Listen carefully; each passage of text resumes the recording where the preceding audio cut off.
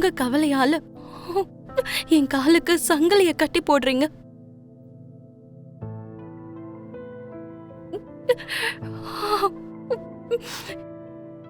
இதுக்கு மேல என்னால என்ன பேச முடியும் அத்தை?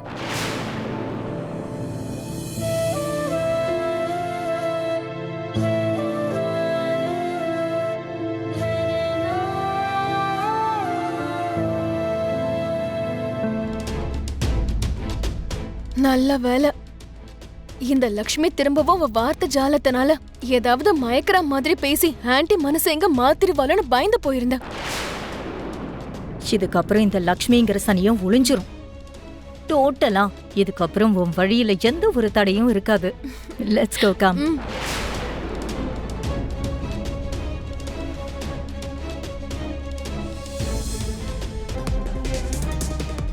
ஆமா லக்ஷ்மி, சொல்லுங்க மாமா, ஏதாவது வேணுமா? இந்த குடும்பத்துக்கும் உனக்கும் உறவு விட்டு போயிடும் தெரிஞ்சும் இன்னும் நீ எங்களோட தேவைகளை பத்தி தான் யோசிச்சுக்கிட்டு இருக்க. நீங்க 2 பேரும் பிரிய போறீங்கன்னு தெரிஞ்சும் இப்பவும் எங்க நலனை பத்தி மட்டும்தான் யோசிக்கிற.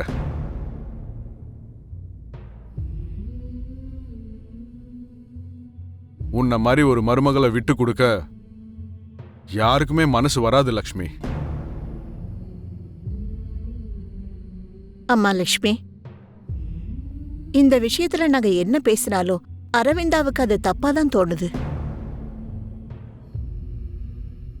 இதுக்கப்புறம் எதுவா இருந்தாலும் நீதான் நல்லதா முடிவெடுக்கணும். இந்த பிரச்சனைக்கு ஏதாவது ஒரு தீர்வை நீதாமா உருவாக்கணும்.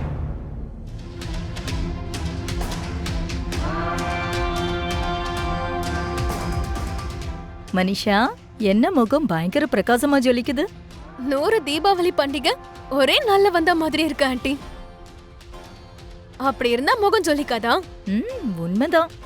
இப்ப இந்த உலகத்துல இருக்கிற எல்லாத்தையும் விட நீதான் ரொம்ப சந்தோஷமா இருக்கேங்கிறது எனக்கு நல்லாவே புரியுது.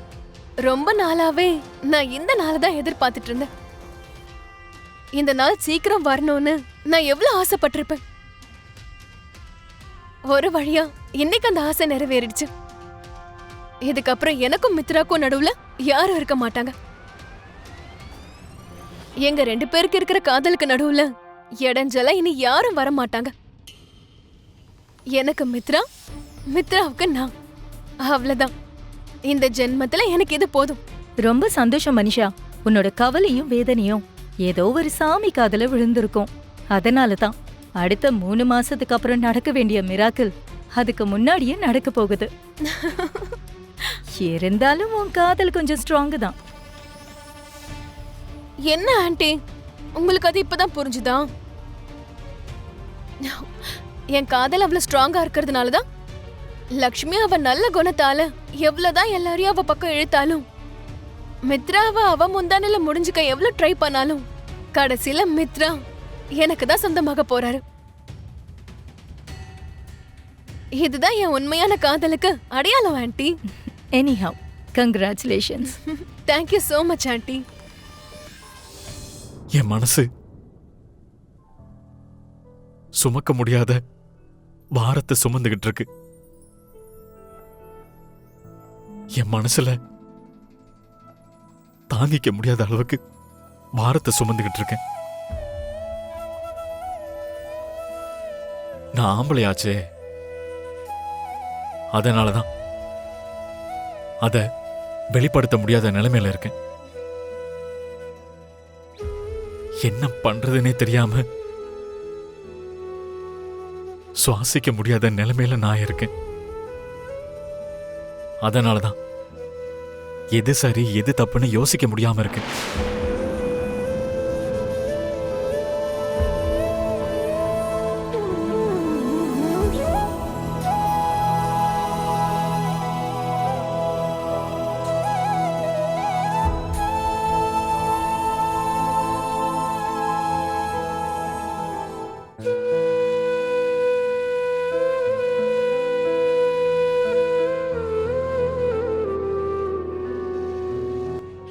என்னோட 2 பேத்திகளுக்கும் ஒரு நல்ல இடத்துல சம்பந்தத்தை பார்க்கணும், நல்ல மாப்பிள்ளைக்கு கல்யாணம் பண்ணி வைக்கணும்.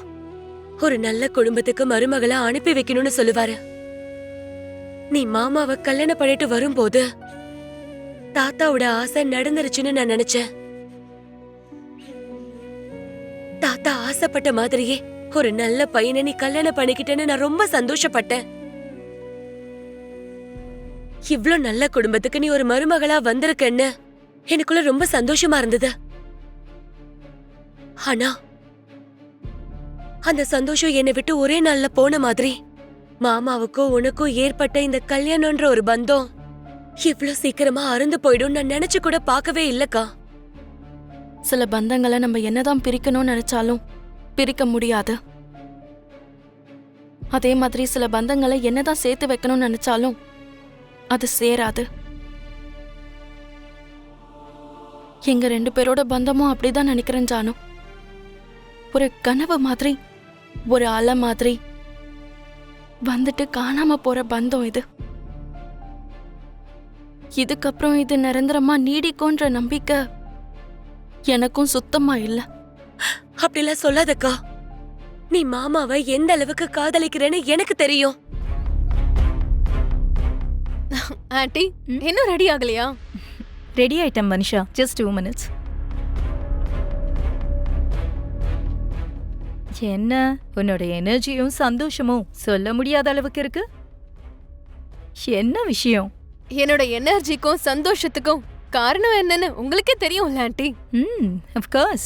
எனக்கு தெரியாமையா? ரொம்ப நாளா நீ எதிர்பார்த்துட்டு இருந்த கனவு இன்னைக்கு நிறைவேற போகுது. ஆமா ஆண்டி. இன்னைக்கு லக்ஷ்மிக்கும் மித்ராக்கும் டிவோர்ஸ் கிடைச்சிடும். மித்ரா வாழ்க்கையில இருந்து லக்ஷ்மி நிரந்தரமா விட்டுட்டு போயிடுவா.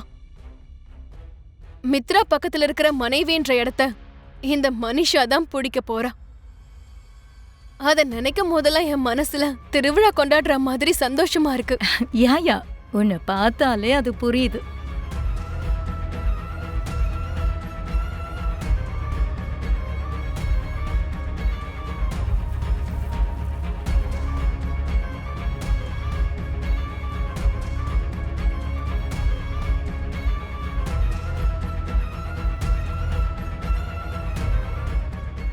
இத பாரு ஜெய்தேவ், ஏதாவது ஒண்ணு பண்ணுப்பா. லக்ஷ்மிக்கு மித்ராவுக்கும் விவாகரத்து நடக்காம இருக்க ஏதாவது ஒரு வழியை யோசிச்சு பாருப்பா. அவங்க விவாகரத்தை தடுக்கிற வாய்ப்பு என்கிட்ட இருந்திருந்தா நான் நிச்சயமா இவ்வளவு தூரம் யோசிக்கவே மாட்டேம்மா. அதை தடுக்கிற வாய்ப்பு நம்ம கைவிட்டு போயிடுச்சு. அதனால தான் எதுவும் பேச முடியாத நிலைமையில இருக்கேன்.